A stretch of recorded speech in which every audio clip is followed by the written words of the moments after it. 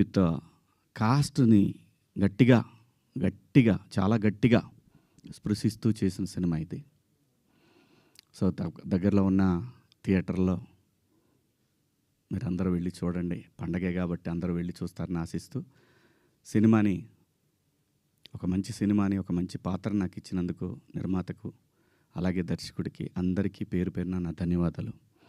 ఇంకా coming to the point, ఇది నా వ్యక్తిగతం. ఇక్కడి నుంచి నేను చెప్పేదంతా కూడా వ్యక్తిగతం.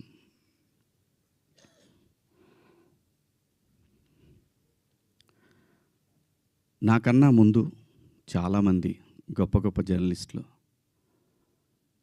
లైక్ గంగాధర్ శాస్త్రి గారు కానివ్వండి, తెలుగు జాతి మొత్తం వాళ్ళ మాటల్ని వింటూ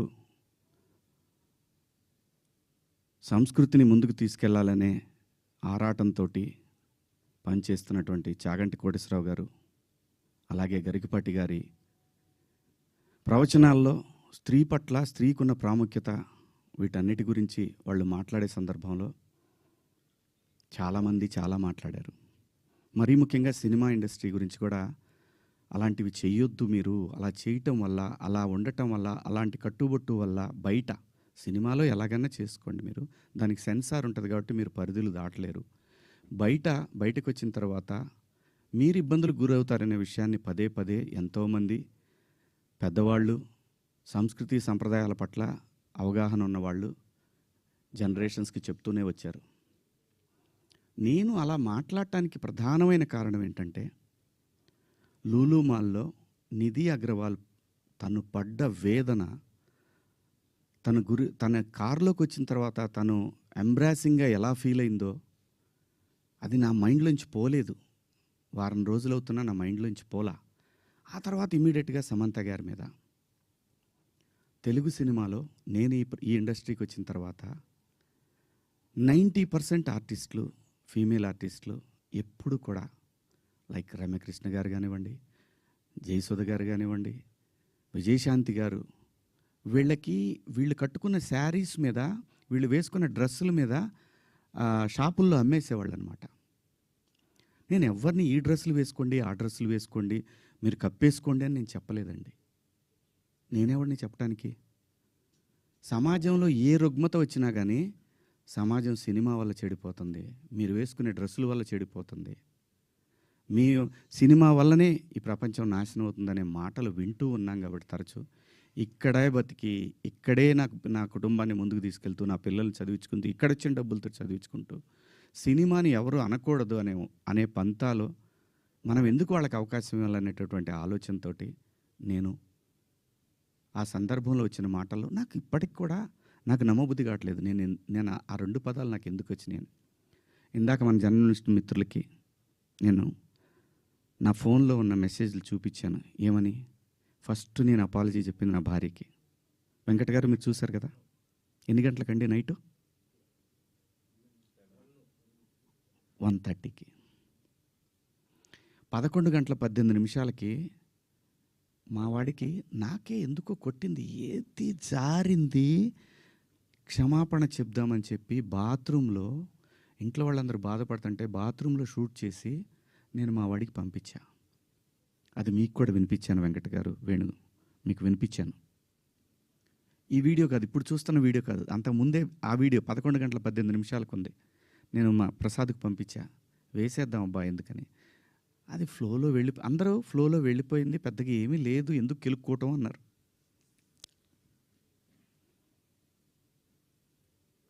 సో కర్మ ఎలా కాలిందో తెలీదు, కర్మ ఎవరిని వదిలిపెట్టదు. అలా ఆ సందర్భంలో నేను వాడిన 2 పదాలు తప్ప నేను గమనించానండి. నైటు 11 o'clock తర్వాత 12 తర్వాత మీరు చూసుకోండి, 12:01 తర్వాత కొన్ని ట్వీట్లు వెళ్తూ ఉన్నాయి. ఎవరికి ట్యాగ్ అవుతూ ఉన్నాయి? నాకు నిద్ర లేదు, పేర్లు కూడా గుర్తురాట్లా, స్త్రీల సమస్య మీద మాట్లాడుతూ ఉంటే మన రాహుల్ వైఫ్ చిన్మయి గారు ఆవిడకి వెళ్తూ ఉన్నాయి, ఆవిడకి ట్యాగ్ చేస్తూ ఉన్నారు. ఇక్కడి నుంచే మొత్తం ట్యాగ్ చేస్తూ ఉన్నారు. ఆ తర్వాత మన అనసూయ గారికి ట్యాగ్ చేస్తూ ఉన్నారు. ఎందుకు చేస్తున్నారో నాకు అర్థం కాలేదు. సర్లే ఏదో పాపం ఆవిడ మాట్లాడుతూనే ఉంటుంది ప్రతిసారి కూడా, తప్పేం లేదు. నా తరఫు నుంచి 2 పదాలు దొరికినాయి కాబట్టి ఐ హ్యావ్ టు బేర్.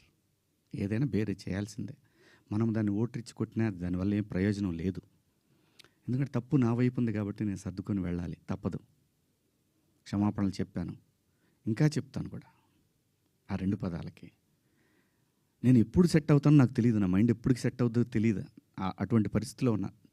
నేను నా భార్య అయితే అసలు నువ్వు ఇలాంటి స్టేటస్లో ఉంది.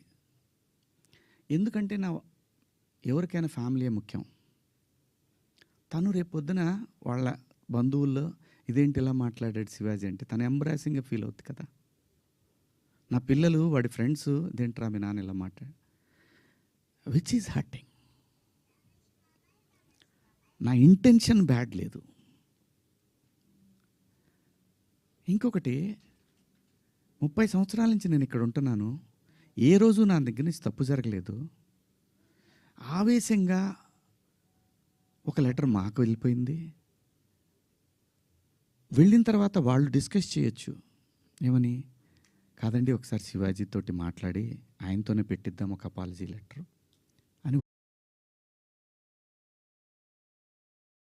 దగ్గర కూడా ఎవరైనా కనపడ్డా కానీ యాటిట్యూడ్ అనుకుంటారు, ఎందుకంటే దూరంగా ఉంటా.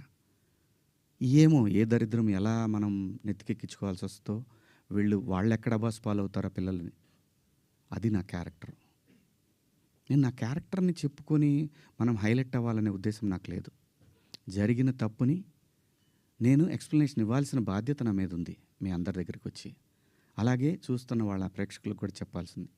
కానీ నిన్న మీరందరూ పెట్టారు, మీరందరూ లైవ్లు పెట్టారు, ప్రజల స్పందన మీరు చూశారు. అంతర్మాత్రం చేత నాకు సపోర్ట్ ఉంది నేను చెప్పట్లేదు. ఉన్నా సరే నేను మాట్లాడిన తప్పు ఇది చాలా దూరం క్యారీ ఫార్వర్డ్ చేస్తాం. ఇంకో హీరోని అడుగుతారు, ఇలా అన్నాడు శివాజీ, క్షమాపణ చెప్పాడు కదయ్యా అని అంటారు.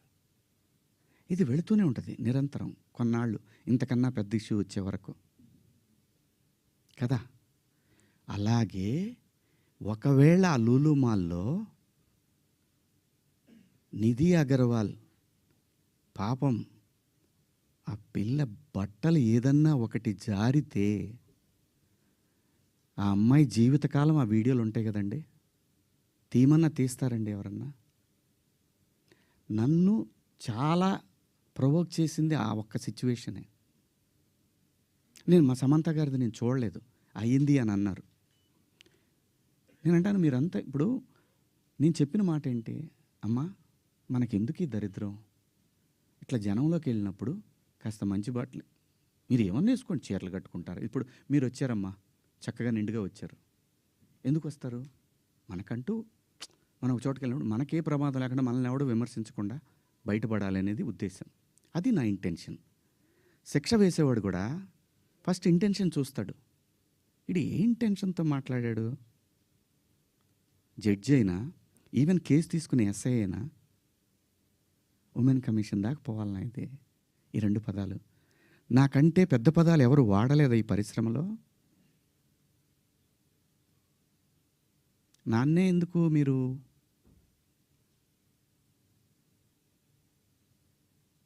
ఎందుకు నేనేం చేశాను? అమరావతి రైతులు ఆడవాళ్ళ మీద బూటు కాలేసి తొక్కినప్పుడు నేను మాట్లాడా, నేను నిలబడ్డా, ఎన్నో సందర్భాల్లో నిలబడ్డా. జంజీ కోసం ఫైట్ చేశాను నేను. రాబోయే తరాలైరా ఇవన్నీ, మీరు తినేస్తారేంట్రా అని అడిగాను నాయకుల్ని.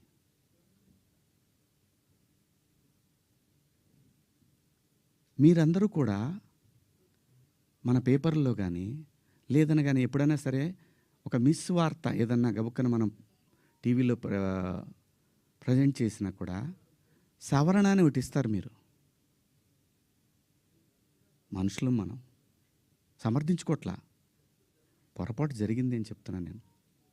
దానికి మీరందరికన్నా కూడా ఎంత ఇది ఉందో కానీ నేను ఎప్పటికి సెట్ అవుతానో నాకు తెలీదు.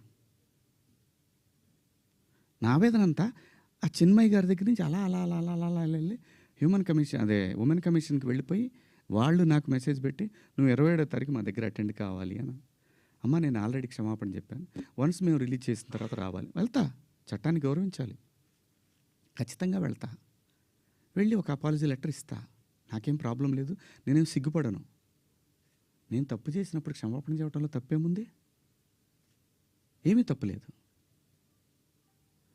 ఇష్టం వచ్చినట్టు మాట్లాడుకుంటున్నారు. ఒక బార్కి వెళ్తే డ్రెస్ కోడ్ ఉంటుందండి, ఒక పబ్కి వెళ్తే డ్రెస్ కోడ్ ఉంటుంది. షూ లేకుండా లోపలికి రానీయడు. కొన్ని పబ్బుల్లో అయితే గర్ల్ ఫ్రెండ్ లేకుండా రానీయడు. నేనేమన్నాను? మనిషి ఆదిమానవుడు కోతి నుంచి మనిషిగా రూపాంతరం చెందిన తర్వాత ఇంగితం ఎక్కడ స్టార్ట్ అయిందంటే